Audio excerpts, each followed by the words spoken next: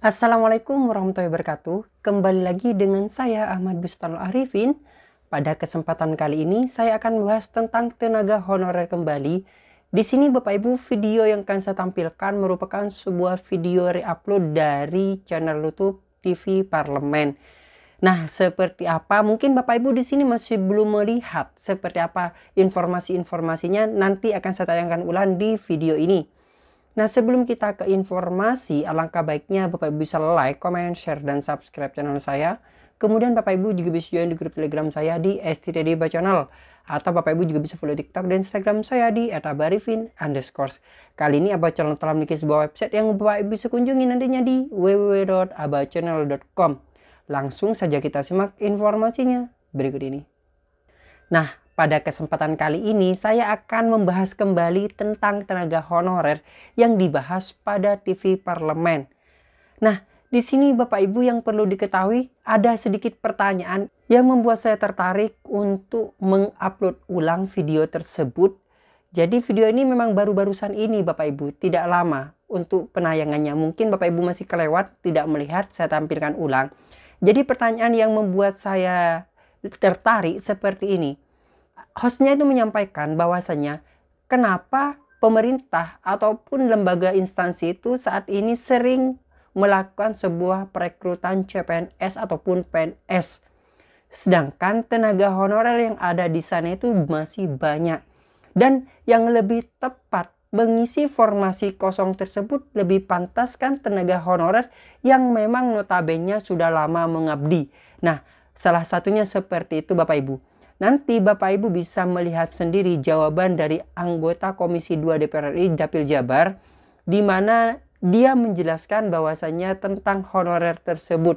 Oleh sebab itu jangan di skip video ini, dan juga Bapak Ibu misalnya ingin berkomentar, silakan komentar sebanyak-banyaknya di bawah ini. Jika Bapak Ibu berkenan tentunya. Langsung saja kita simak videonya berikut ini. Kamu termasuk dalam tenaga honorer yang akan kita bahas.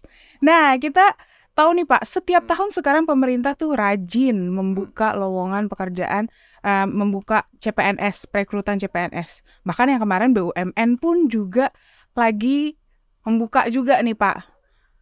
Nah, kenapa tidak tenaga honorer yang sudah ada ini yang dilirik untuk dijadikan PNS atau CPNS atau P3K yang mempunyai status yang jauh lebih pasti? Ya, itu yang sering saya sampaikan di Komisi 2. Nah, tapi mungkin pemerintah punya pemikiran lain. Bahwa yang honorer ini latar belakangnya tadilah ada yang KKN, saudaranya kepala dinas A, saudaranya kepala daerah, tidak profesional. Saya bantah itu. Ya. Yang jadi honorer ini dari segi pendidikan juga sudah pas, mumpuni. Guru-guru honorer itu dari UPI juga banyak. Walaupun mungkin dari swasta banyak, kan nggak masalah. Ya, saya juga kerja sekolah di swasta, cuman S2 aja di Unpad begitu ya. Di masyarakat tuh nggak membedakan mana negeri, mana swasta, yang penting ada kemampuan kan. Nah, saya lihat honorer ini kemampuannya sudah bagus. Pengabdiannya bagus. Ada yang sampai 15 tahun dengan honor 500.000, bayangkan. Kurang apa lagi? Kurang apa lagi pengabdiannya? Dia ngajar di SMP atau di SMA, honornya antara 500 sampai 750.000 sebulan. Gila ini. Ya, mau gimana kualitas SDM kita? Bukan merendahkan si honorer, tapi kasihan dia. Ya. Sehingga akhirnya mungkin ada guru honorer setelah ngajar jadi tukang ojek. Kasihan. Nah, ini pemerintah menganggapan begitu. Jadi kalau hasil lulusan yang baru dites dengan murni, itu nggak ada KKN. Saya bilang tesnya aja nggak usah KKN kan. Yang honorer juga bagus. Jadi nanti kan mampu yang nggak mampu honorernya adu aja dengan honorer lagi. Ya, honorer dengan honorer, yang non honorer, ya misalnya anak-anak baru lulus, ya adu sama mereka. Kan ini berbeda. Pengetahuannya udah berbeda. Kalau orang lulus S1, mungkin dulu dia cum laude S1. Begitu jadi honorer 15 tahun lupa dia terhadap ilmunya itu. Tapi betul. pengabdian dia ke masyarakat sudah luar biasa. Itu yang harus dipikirkan. Itu bisa menjadi pertimbangan pemerintah Harus. ya Pak ya? Harus, kalau menurut saya harus. Bayangkan banyak guru bantu di daerah, guru daerah terpencil istilahnya ya. Guru bantu yang ditempatkan di daerah terpencil. Nggak mau tuh anak-anak kota. Tapi anak-anak daerah mau. Dia juga S1 loh. Memenuhi. Nggak boleh dong. Guru asal guru aja gitu dari SMP, SMA ngajar daerah terpencil. Enggak, ada persyaratannya. Ya. Tapi dia udah di daerah terpencil. Honornya cuma 1 juta. Dibayarnya 3 bulan sekali. Kan gila ini. Anak bangsa mau dikemanain? Gimana bisa memberikan kualitas yang jauh lebih baik kalau perhatiannya, kesejahteraan harus belum dipertimbangkan. Yang terakhir nih, kita di pusat ini sering saya koreksi nih, sering saya komentari ya. Pusat bertahun-tahun ini memprioritaskan guru dan nakes. Oke, saya setuju. Karena guru dan nakes kurang. Tapi di organisasi tadi yang dikembangin terus oleh pusat, kurang juga PNS-nya. Prakteknya apa? Nggak ada perlindungan. Tiba-tiba kepala daerah udah guru, bidan, perawat, dokter dijadikan struktural. Ada dokter jadi kepala bagian keuangan. Bingung kan? Ada bidan jadi lurah. Ada guru langsung jadi apa gitu. Bisa, ya belajar bisa. Bangsa Indonesia itu hebat. Iya. Ya, pendidikannya dari UPI tiba-tiba jadi kepala dinas olahraga misalnya, dia bisa juga. Ini berarti semua dididik untuk jadi palu gada. Tapi kan ini ada ya semuanya. Tapi kan nggak konsisten. Kita nggak bisa nyalahin juga kepala daerah. Oh, itu barangkali Pak tim suksesnya, ya mungkin juga. Tapi yang jelas PNS-nya kurang. Guru ini kan pangkatnya tinggi-tinggi. Ya udah, daripada ngadangi dari STPDN baru masuk golongannya 3A. Padahal untuk jadi camat diperlukan 4A. Yang ada guru, ya udah guru jadiin camat gitu. Jadi agak tumpang tindih, tidak linier. Harusnya pusat juga bikin aturan. Kalau guru nggak boleh pindah ke dinas lain. Guru fungsional guru aja. Atau nanti pindahnya di pendidikan. Kalau sudah jadi struktural di dinas pendidikan, baru pindah ke dinas yang lain. Nah, sekarang banyak ini guru langsung jadi kepala bagian gitu. Nah Pak, ini nanti rencananya nih di masa kerja yang saat ini, di masa sidang ini, apakah nanti akan ada pembahasan ini? Terus terkait dengan Undang-Undang Nomor 4 Tahun 2014 tentang ASN. Nomor 5 tahun 2014 tentang ASN nih Pak. Apakah nantinya honorer juga akan dimasukkan di dalam undang-undang itu? Nah, di undang-undang itu rencananya tidak dimasukkan. Tetap ASN itu 2 jenis. PNS dan P3K. Cuman persyaratan P3 ini seperti apa?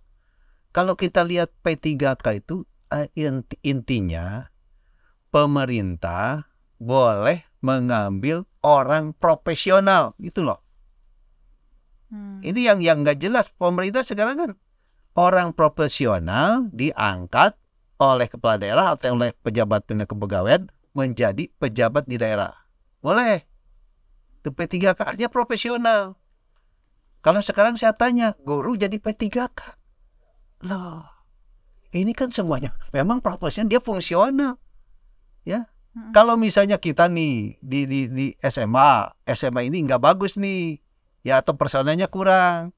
Carilah kepala sekolah di Malaysia atau mungkin dari Eropa, panggil ke sinilah. Jadi P3K di sini 5 tahun. Begitu. Sekarang semua guru jadi P3K, aneh. Harusnya yang profesional, yang lebih dari profesional, memang bisa membantu lembaga itu. Yang profesional itu begitu kok kalau yang saya baca di undang-undangnya. Berarti alangkah lebih baiknya si guru-guru ini diangkatnya menjadi PNS gitu Pak? PNS aja, jadi lebih aman. Oh gitu. Ya memang buat apa? Ya, sekarang misalnya guru nih udah 15 tahun, S1, ya, diangkat jadi P3K, gajinya lebih kecil dari PNS. Kan itu enggak fair. Enggak adil, enggak fair. Dia ngajarnya sama dengan PNS, tapi perlakuannya berbeda. Apa bedanya? Kita tunggu suara dari Bapak nanti. Oh, kalau saya ngomongnya begini terus di Komisi 2 sama dengan di sini.